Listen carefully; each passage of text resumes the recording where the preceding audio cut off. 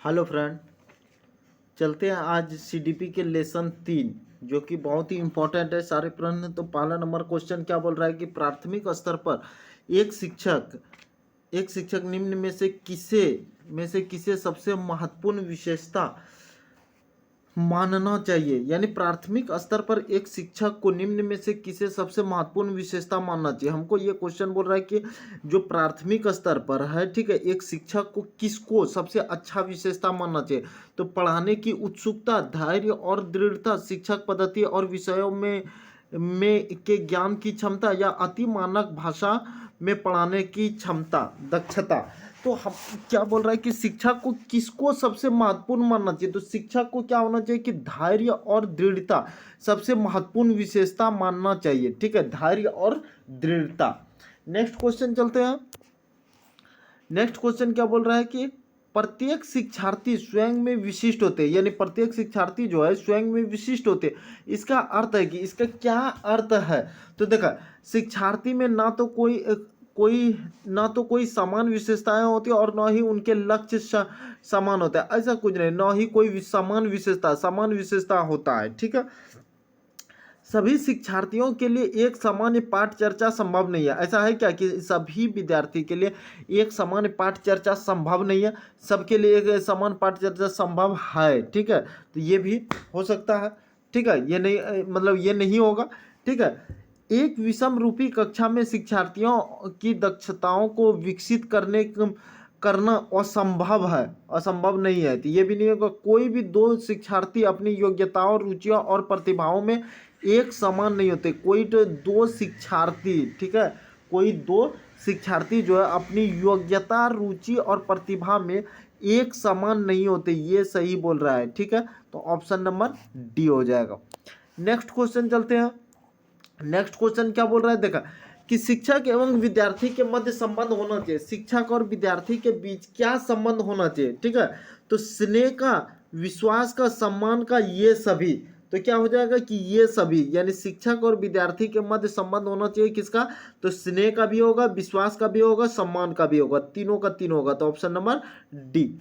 Next question 4 number क्या बोल रहा है, एक अच्छा अध्यापक, यानी एक अच्छा अध्यापक विद्यार्थियों के मध्य बढ़ावा देता है। यानी एक अच्छा अध्यापक विद्यार्थी के बीच क्या बढ़ावा देता है। तो प्रतियोगिताओं की भावना का, सहयोग की भावना का, प्रतिद्वंद्विता की भावना का, या तटस्थता की भावना का। तो जो एक अच्छा अध्यापक होता है विद्यार्थी के मध्य बढ़ावा देता है क्या चीज का, कि हाँ बाबू कोई दिक्कत होगा तो हम है, तुम्हारा सहयोग करने की भावना का ये बढ़ावा देता है। तो ऑप्शन नंबर बी हो जाएगा, सहयोग देना। नेक्स्ट क्वेश्चन, शिवानी द्वारा पूछे गए एक प्रश्न का उत्तर शिक्षक तत्काल नहीं दे सकता है। यानी शिवानी एक प्रश्न पूछ दिया, ठीक है, और शिक्षक क्या क्या तत्काल उत्तर नहीं दे पाया, शिक्षक द्वारा नहीं दे पाया। शिक्षक की प्रतिक्रिया क्या होनी चाहिए, यानी शिक्षक का क्या प्रतिक्रिया होना चाहिए। शिक्षक द्वारा शिवानी को चुप करा देना चाहिए, ऐसा कहीं नहीं बोल रहा है। ठीक है, शिक्षक द्वारा शिवानी का ध्यान बांट देना चाहिए, यह भी नहीं होगा। शिक्षक को कहना चाहिए कि मैं नहीं जानता, ऐसा है क्या, नहीं। शिक्षक द्वारा इस प्रश्न का सही उत्तर बाद में समझा कर देना चाहिए, यानी बाद में उसको दे देना है। ठीक है, अगर आप नहीं जान रहे, आप टीचर बन चुके हैं, अगर कोई क्वेश्चन पूछ दिया, ठीक है, तो बाद में उसको दे देना। नेक्स्ट क्वेश्चन, बच्चों की जिज्ञासा शांत करनी चाहिए। बच्चों का जिज्ञासा शांत करना चाहिए। अगला क्वेश्चन, जब शिक्षक को फुर्सत मिले, नहीं। जब विद्यार्थी को फुर्सत में हो, नहीं। जब कुछ समय के पश्चात, नहीं। तत्काल जब विद्यार्थी द्वारा जिज्ञासा की गई, यानी जब विद्यार्थी जिज्ञासा करेगा तभी उसका जिज्ञासा को शांत करना होगा, जब अगर आप शिक्षक है तो ऑप्शन नंबर डी हो जाएगा। नेक्स्ट क्वेश्चन चलते हैं। 7 नंबर क्या बोल रहा है, शिक्षक को ज्ञान होना चाहिए। शिक्षक को क्या चीज का ज्ञान होना चाहिए, अध्यापन विषय का, बाल मनोविज्ञान का, शिक्षा संहिता का, अध्यापन विषय एवं बाल मनोविज्ञान का। तो शिक्षक को क्या चीज का ज्ञान होना चाहिए, तो अध्यापन विषय एवं बाल मनोविज्ञान का। ठीक है,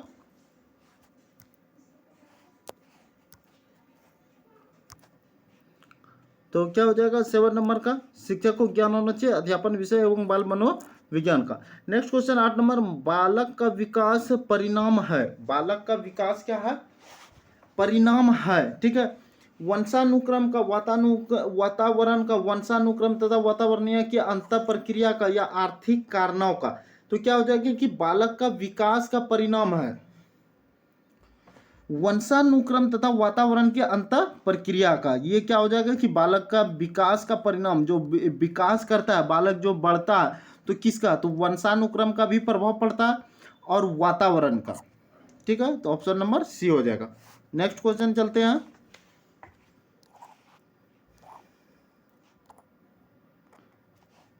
नेक्स्ट क्वेश्चन क्या बोल रहा है, 9 नंबर, विद्यालयों में श्रम की स्फूर्ति का विकास करने के लिए, यानी विद्यालय में श्रम की स्फूर्ति का विकास करने के लिए शिक्षक अपने ही श्रम में प्रवृत्ति दिखाएगा।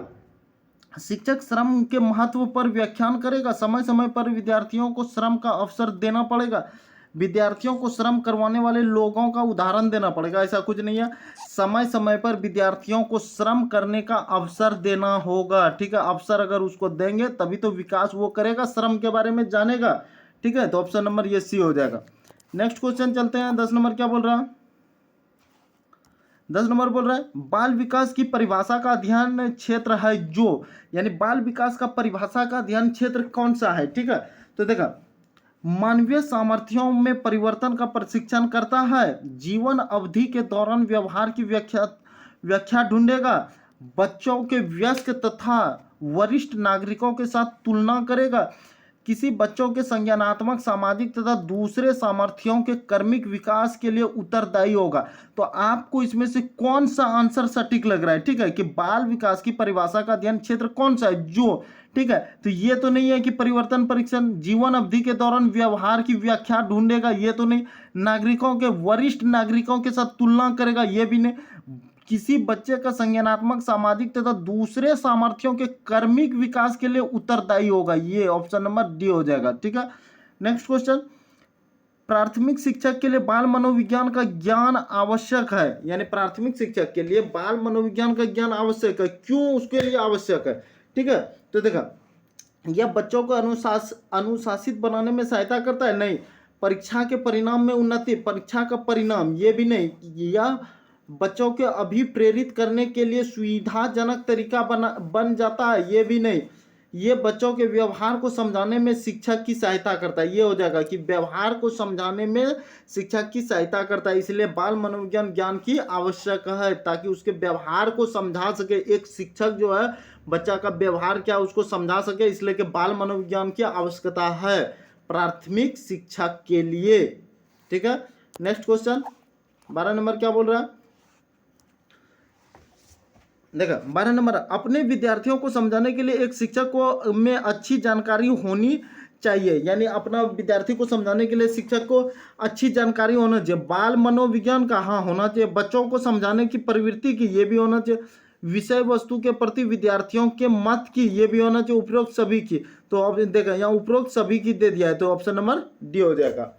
नेक्स्ट क्वेश्चन, मनोचित्रण का संदर्भ है, यानी मनोचित्रण कोई चित्र का चीज का चित्रण जो दिखाता है। ठीक है, क्या है, तो देखिए, अर्थग्रस्तता को बढ़ाने की एक तकनीक, नहीं, जोखिम भरे कार्य के लिए कर्म योजना, भाई नहीं होता है, जोखिम भरे कार्य करना है, बाप रे ऐसा कम तो नहीं करवाना, मन का चित्र खींचना, मन का जो मन है हमारा उसका चित्र खींच लेना, नहीं, मन के कार्य का अन्वेषण। ठीक है, मन के कार्य का अन्वेषण, मनोचित्रण का संदर्भ है क्या, मन के कार्य का अन्वेषण, ये हो जाएगा। नेक्स्ट क्वेश्चन चलते हैं। 14 नंबर क्या बोल रहा है,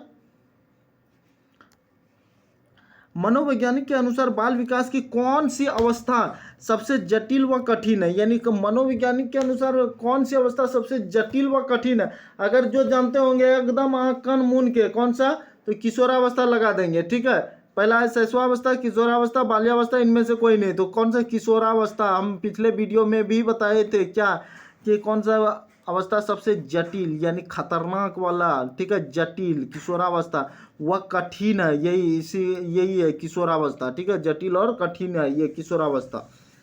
नेक्स्ट क्वेश्चन 15 नंबर, एक पीटी यानी प्ले, शिक्षक क्रिकेट के खेल को अपने शिक्षार्थियों का क्षेत्र रक्षण का सुधारना चाहता है, यानी क्या कि जो बच्चा लोग खेल रहा है वो सुधारना चाह रहा है। ठीक है, निम्न में से कौन सी युक्ति शिक्षार्थियों को अपना लक्ष्य प्राप्त करने में सर्वाधिक सहायता है, कौन सा, तो शिक्षार्थियों का क्षेत्र रक्षण का अधिक अभ्यास करवाना, देखा शिक्षार्थी को क्या बोल रहा है कि क्षेत्र रक्षण यानी मतलब ना होता खेल बहुत ज़्यादा अभ्यास करवा देना।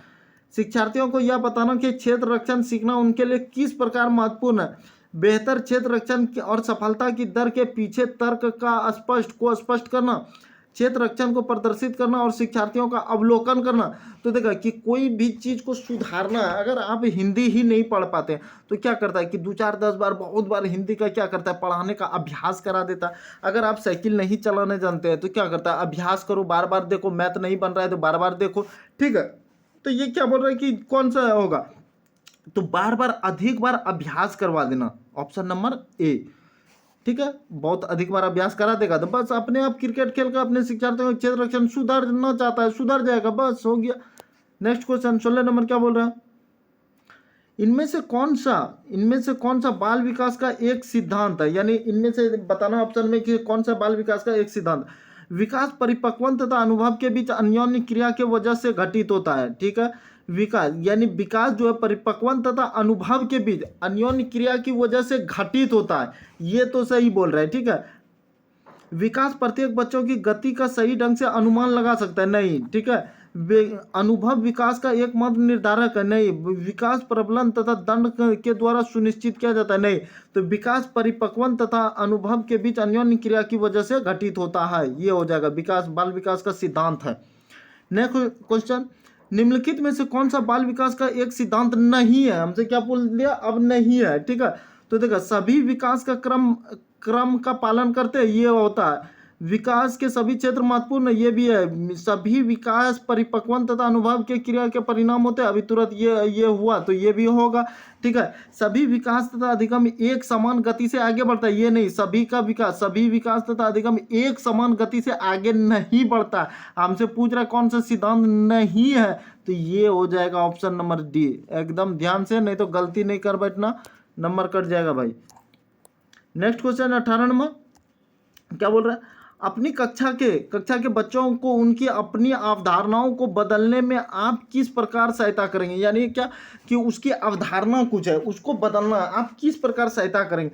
यदि बच्चों की अवधारणाएं गलत हो तो उन्हें दंड देंगे। दंड देने वाली बात कहीं, मनोविज्ञान हम पढ़ रहे हैं, ठीक है, CDP, दंड देने वाली बात कहीं नहीं बोलेगा, ठीक है। जहां दंड वाली बोलेगा उसको काट देना। तथ्यात्मक जानकारी देकर, यानी क्या तथ्यात्मक जानकारी हमको देना है, ठीक है। नहीं होता कि रोचक वाली जानकारी उसको दे देना। अवधारणाओं के बारे में बच्चों की अपनी समझ को व्यक्त करने का अवसर देकर, ये बोल रहे हैं उनकी अवधारणाओं को बदलने में आप किस प्रकार सहायता करेंगे। यानी क्या कोई बच्चा है, उनकी अवधारणा कोई चीज़ है और उसको बदलना है, ठीक है। वो कोई एक चीज़ देख लिया, मान के चलिए कि चल ताजमहल देख लिया, वो क्या जानेगा कि ये घर है, ठीक है, ऐसा घर। अब उसको तथ्यात्मक जानकारी अगर दे देते हैं कि नहीं भाई ये ताजमहल है, इनको आदमी ने बनवाया है, ठीक है, शाहजहां ने बनवाया है, इसका ऐसा ऐसा है, उसके बारे में पूरी जानकारी दे दिए, तो वो क्या करेगा, कोई अवधारणा जो था उसके बारे में वो बदल जाएगा। तो ये देना है तथ्यात्मक जानकारी, ठीक है। इसका ऑप्शन डी है। बच्चों की सूचनाओं लिखकर उन्हें याद करने को कर याद तो करवाना नहीं है कहीं, ठीक है, डी नंबर ऑप्शन जो है। नेक्स्ट क्वेश्चन 19 नंबर क्या बोल रहा है, बाल मनोविज्ञान का क्षेत्र है, ठीक है, बाल मनोविज्ञान का क्षेत्र है। बाल मनोविज्ञान का क्षेत्र क्या है, कहाँ तक है, तो देखा केवल शैशवावस्था की विशेषताओं का अध्ययन, नहीं, शैशवा केवल खत्म, केवल गर्भावस्था ये भी खत्म, केवल बाल्यावस्था ये भी खत्म। जैसे केवल मिले एकदम ऑप्शन खत्म सारा। गर्भावस्था से किशोरावस्था की विशेषताओं का अध्ययन, ये हो जाएगा। गर्भावस्था से लेकर कहाँ किशोरावस्था तक के विशेषताओं का अध्ययन हो जाएगा, ऑप्शन नंबर डी। बाल मनोविज्ञान का क्षेत्र कहाँ से, तो गर्भ से लेकर किशोरावस्था तक की विशेषताओं का अध्ययन, ठीक है। नेक्स्ट क्वेश्चन चलते हैं 20 नंबर क्या बोल रहा है, वह अवस्था जो कि माता के 21वें गुणसूत्र जोड़े के अलग न हो पाने के कारण होती है कहलाती है। यानी 21वें गुणसूत्र जोड़ा, यानी 21 गुणसूत्र जोड़ा से अलग न हो पाने के कारण कहलाती क्या, Down syndrome, Klinefelter syndrome, Turner syndrome, Wilson syndrome. तो क्या हो जाएगा कि डाउन सिंड्रोम जो 21वें गुणसूत्र से अलग न हो पाने के कारण कहलाती है डाउन सिंड्रोम। एकदम ध्यान में रखना है, रट लेना है ऐसे क्वेश्चन को। अगला क्वेश्चन है 21 नंबर, तनाव को कम करने के अप्रत्यक्ष ढंग कहलाते हैं, यानी तनाव का कम करना है, ठीक है। अप्रत्यक्ष ढंग क्या कहलाएगा? समस्या समाधान विधि, रक्षात्मक यंत्रिका या व्यक्तिगत विधि, इनमें से कोई नहीं। तो क्या होगा? तनाव को कम करने के लिए अप्रत्यक्ष ढंग से रक्षात्मक यांत्रिकता कहलाएगा। ऑप्शन नंबर बी हो जाएगा। नेक्स्ट क्वेश्चन, सूझ या अंतर्दृष्टि के सिद्धांत का प्रतिपादन किसने किया था? सूझ या अंतर्दृष्टि के सिद्धांत का प्रतिपादन किसने किया? थॉर्नडाइक, गेल्टाल्ट वादी मनोवैज्ञानिक, हेगार्टी, स्किनर। तो किसने किया? गेल्टाल्ट वादी मनोवैज्ञानिक ने सूझ और अंतर्दृष्टि के सिद्धांत का प्रतिपादन गेल्टाल्ट और मनोवैज्ञानिक ने। Option number B. Next question 23 number क्या बोल रहा है? निम्नलिखित में से किस मनोवैज्ञानिक ने किशोरावस्था को परिभाषित किया और कि किशोरावस्था वह काल है जिसमें बालक और बालिकाएं मानसिक, संवेगात्मक, सामाजिक और शारीरिक रूप से बाल्यावस्था से प्रौढ़ावस्था की ओर जाते हैं। तो किसने ये क्या बोल रहा है कि किसने ये परिभाषित किया है? तो ए टी जर्सील्ड ने, ठीक है। और ऑप्शन दिखा देते हैं, EB. Hurlock, IP. Davis, H Sorensen. तो ये क्या बोल रहा है कि किसने हमको क्या किया कि प्रौढ़ावस्था को किशोरावस्था की वह काल है जिसमें बालिकाएं मानसिक, संवेगात्मक, सामाजिक और सांस्कृतिक रूप से बाल्यावस्था से प्रौढ़ावस्था की ओर जाता है। बाल्यावस्था से प्रौढ़ावस्था की ओर जाता है, किसने ये परिभाषित किया है? तो ए.टी. जर्सील्ड ने। ऑप्शन नंबर ए, ठीक है, ये हो जाएगा। बाकी ये ऑप्शन नहीं होगा। अगर भाई लोग वीडियो अच्छा लगे तो सब्सक्राइब जरूर कर देंगे, शेयर भी कर देंगे और लाइक करना तो ना भूलें, जरूर कर दें, ठीक है। हमारे चैनल को अभी तक जो सब्सक्राइब नहीं किए हैं सब्सक्राइब जरूर कर दें, शेयर भी कर दें और लाइक शेयर वैसे स्टूडेंट को करें जिसको कि इसकी ज़रूरत है। हम चैप्टर वाइज लेकर आए, एक दिन में पूरा चैप्टर खत्म कर रहे हैं, ठीक है। जितने भी, अगर ये लेसन 3 चल रहा था, लेसन 3 से जितने भी प्रश्न बनता था, इसी में क्या है कि प्रीवियस भी प्रश्न है इसी में, ठीक है। प्रीवियस और इम्पोर्टेंट दोनों हमने दे दिया है, जितने भी बन रहा था क्वेश्चन उसमें हम आपको दे दिए। तो वैसे स्टूडेंट को जो चैप्टर वाइज सीडीपी पढ़ना चाह रहा है उसको जरूर शेयर कर दें, ठीक है। सीडीपी की ये क्लास था। नेक्स्ट वीडियो लेसन 4 लेकर आएंगे, जो कि पूरा वीडियो एक लेसन पूरा वीडियो एकदम खत्म कर देंगे, ठीक है, पूरा लेसन को एक ही वीडियो में। तो थैंक यू दोस्तों, फिर नेक्स्ट चैप्टर लेकर आते हैं कल, लेसन 4।